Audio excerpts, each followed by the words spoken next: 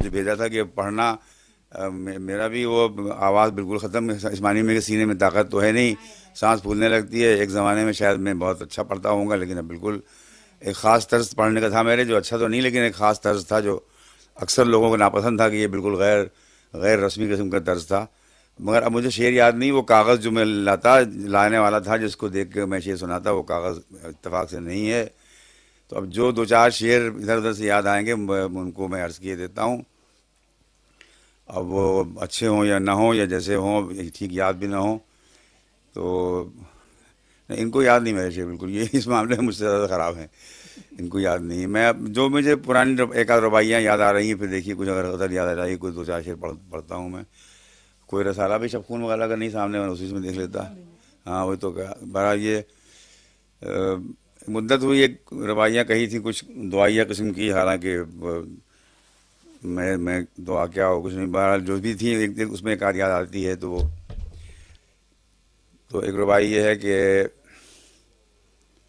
کنجشک کو چیتے کا جگر دے دینا، کنجشک کو چیتے کا جگر دے دینا، گلبرگ کو بجلی کا ثمر دے دینا، کنجشک کو چیتے کا جگر دے دینا، گلبرگ کو بجلی کا ثمر دے دینا.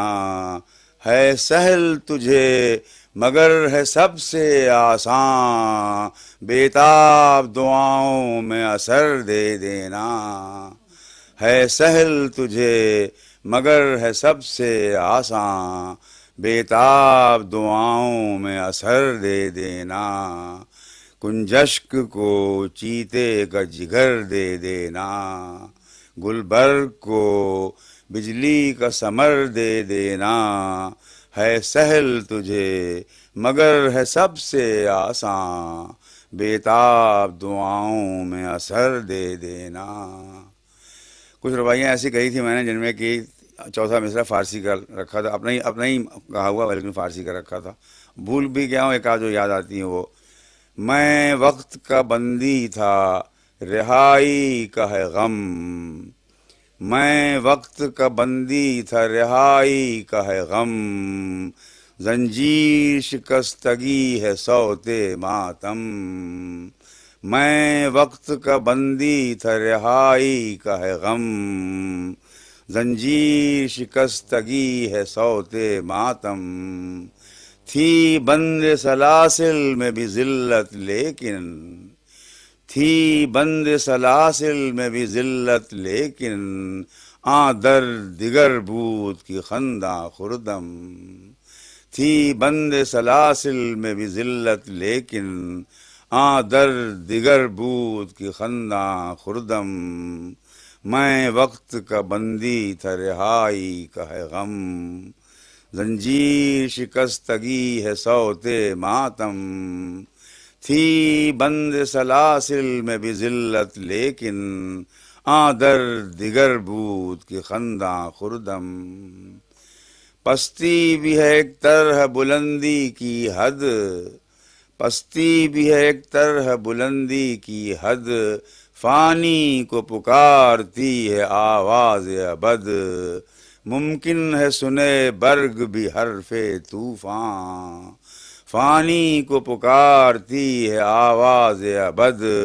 ممکن ہے سنے برگ بھی حرف طوفان، صدہا سخن کی کسب ناکس گوید، صدہا سخن کی کسب ناکس گوید. پستی بھی ہے ایک طرح بلندی کی حد، فانی کو پکارتی ہے آواز ابد. ممکن ہے سنے برگ بھی حرف طوفان، صدہا سخن کی کسب ناکس گوید. اور کچھ روایاں ایسی لکھی تھی جن میں دو مصرعے کسی استاد کے تھے اور دو مصرعے اپنے لگائے تھے، مگر وہ یاد نہیں ہے. فارسی کے دو مصرعے استاد کے لے کر کے دو اپنے لگائے تھے. کچھ اور لکھی تھی طرح طرح کی روایوں میں نے بڑے بڑے پیترے بدلے، اور بہت ابھی بھی مجھے روائی کہنے کا بہت شوق ہے، لیکن افسوس یہ مجھے یاد ہی نہیں رہتی. میں اب جو اور ایک آدھ اگر اب یاد نہیں آ رہی ہیں، غزل کے بھی شعر کچھ یاد نہیں آ رہے ہیں. کیا عرض کروں، ایک غزل میں نے بلکہ نئی کہی تھی، خیال تھا کہ کراچی میں دوستوں کو سناؤں گا، لیکن وہ کاغذی نہیں ہے.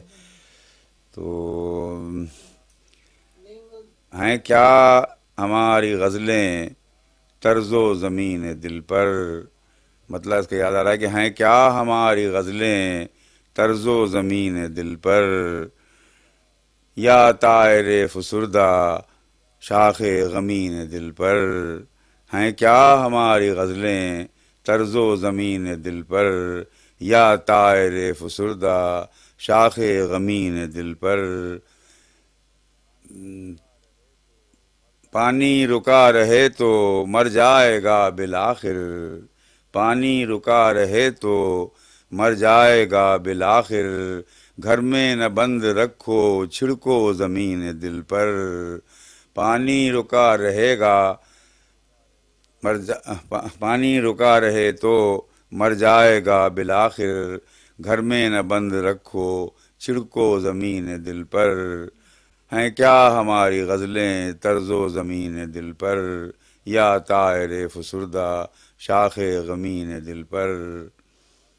اور اس میں 7-8 شعر ہیں. یہ اتفاق سے زمین بالکل نئی ہے اور فضول قسم کی زمین پہ مگر شعر اچھے نکل آئے تھے، مگر اب اور یاد نہیں آ رہے ہیں. اتنی کافی ہے، پھر کبھی دکھایا جائے گا. ہاں انشاءاللہ کبھی اور